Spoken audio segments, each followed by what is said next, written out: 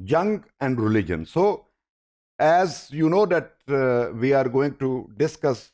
different kind of viewpoints of a psychologist Jung, and what's the relationship between his theory and religion. तो उसके context में हम इसको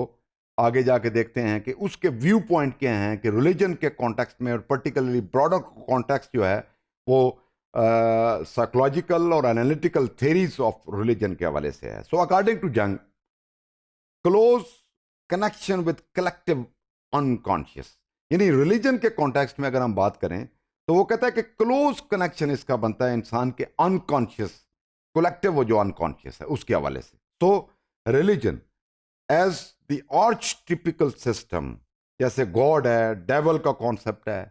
फिर निजात जिसको आप सॉल्वेशन कहते हैं उसका कॉन्सेप्ट है, वो adopted by human intuitive capacities.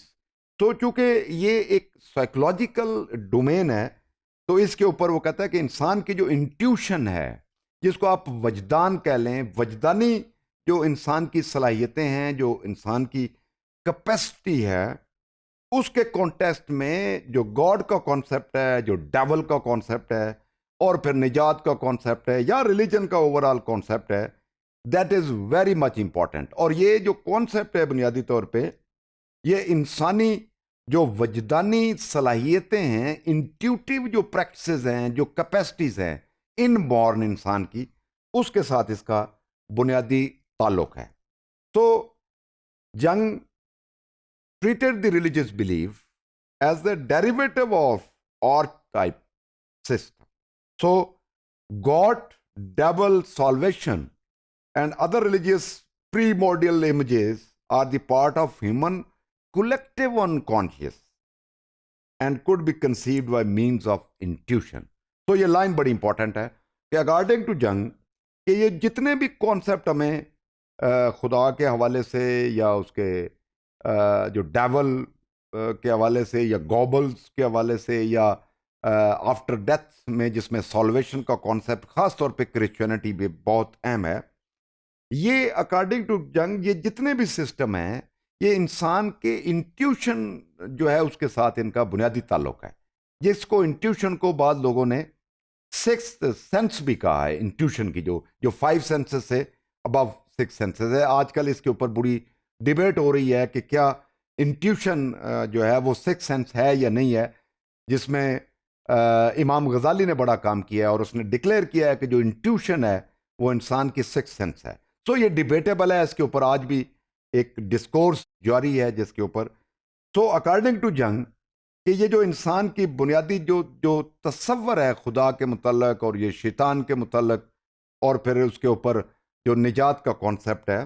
Christianity में ख़ास तौर पे, ये इंसान की वजदानी जो कैपेसिटीज़ हैं उनसे सब पुराना ताल्लुक है. So special psychological function enabling us to understand the symbols of archetypal contents. तो वो कहता है कि बुनियादी तौर पे जो इसको हम साइकोलॉजिकली अगर हम देखें स्पेशल इस हवाले से, तो फिर हमें इनको समझ आती है बाय यूजिंग द इंट्यूशनल जो इंसान की जिनको आप वजदानी कह लें, क्योंकि इंट्यूशन का जो तर्जमा है वो बुनियादी तौर पे वजदान है जिसको सिक्स सेंस कहा जाता है. तो from the newest psychoanalytically influenced interpretation of religion, we can mention the relational models, for example, those inspired by object relation theory. यानी ये ऑब्जेक्ट रिलेशन थ्योरी भी बुनियादी तौर पे अगर हम बात करें तो रिलीजन के वो बुनियादी जो तस्वरात हैं जिसमें खुदा का तस्वर है, और फिर उसमें ऊपर डिफरेंट जो डेवल्स की ख़ास तौर पे अगर हम वेस्टर्न वर्ल्ड की बात करें और क्रिश्चियनिटी की बात करें तो उसमें डेवल्स जो है इसका रोल बड़ा बुनियादी है. तो एक रिलेशनल टाइप का मॉडल हमें नज़र आता है. So the religious experience is model by the early infant object relations, यानी जैसा कि बच्चे का इन्फेंट ऑब्जेक्ट के साथ रिलेशन होता है. इन्फेक्ट का इन्फेंट मीन आपकी बिल्कुल इन्फेंसी में जब कोई बच्चा खेल रहा होता है और जिस तरह उसका एक किसी खिलौने के साथ ताल्लुक बनता है, उसको वो ऑब्जेक्ट कह लें, इन्फेंट बच्चे को कह लें, तो इस तरह का रिलेशनशिप है. और जिस तरह का चाइल्ड मदर रिलेशनशिप है, और इस तरह के कॉन्टेक्स्ट में ये एनालॉजी यूज कर रहा है बुनियादी तौर पे जंग कि जिस तरह माँ बच्चे का एक रिलेशनशिप बनता है, या एक बच्चे का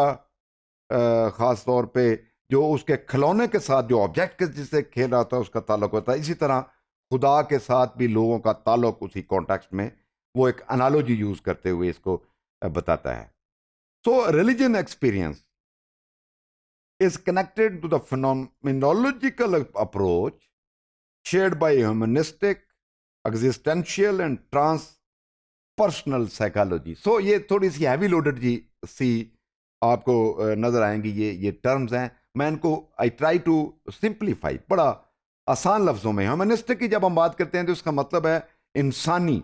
जो मामलात हैं, यानी ह्यूमन के कॉन्टेक्स्ट में इंसानी जो बशरी तकाजे हैं. एग्जिस्टेंशियल का मतलब होता है जो चीज़ मौजूद होती है, जो अपना वजूद रखती है, जो एग्जिस्टेंस जिसकी होती है.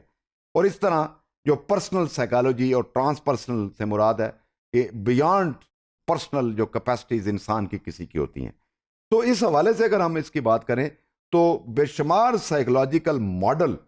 जो डेवलप हुए, जिनका मकसद ये था बुनियादी तौर पे कि जो इंसान रिलीजियस एक्सपीरियंस करता है उसकी पर्सनैलिटी के ऊपर उसके क्या असरात होते हैं, और वो उसको एक इंसानी जो वजूद है उसके हवाले से और इस तरह जो साइकोलॉजी के कॉन्टेक्स्ट में उसको समझने की कोशिश करता है. तो ये बुनियादी तौर पे थ्योरेटिकल बैकग्राउंड है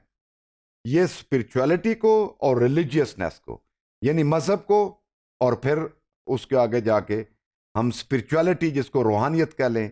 और हमारे जो सब कॉन्टिनेंट के कॉन्टेक्स्ट में इसको आप सूफीज़म का नाम दे लें, वो कोर करेक्टरिस्टिक्स हैं of the basic human potential. यानी इसका मतलब ये हुआ कि साइको एनालिटिकल थेरीज में जंग के मुताबिक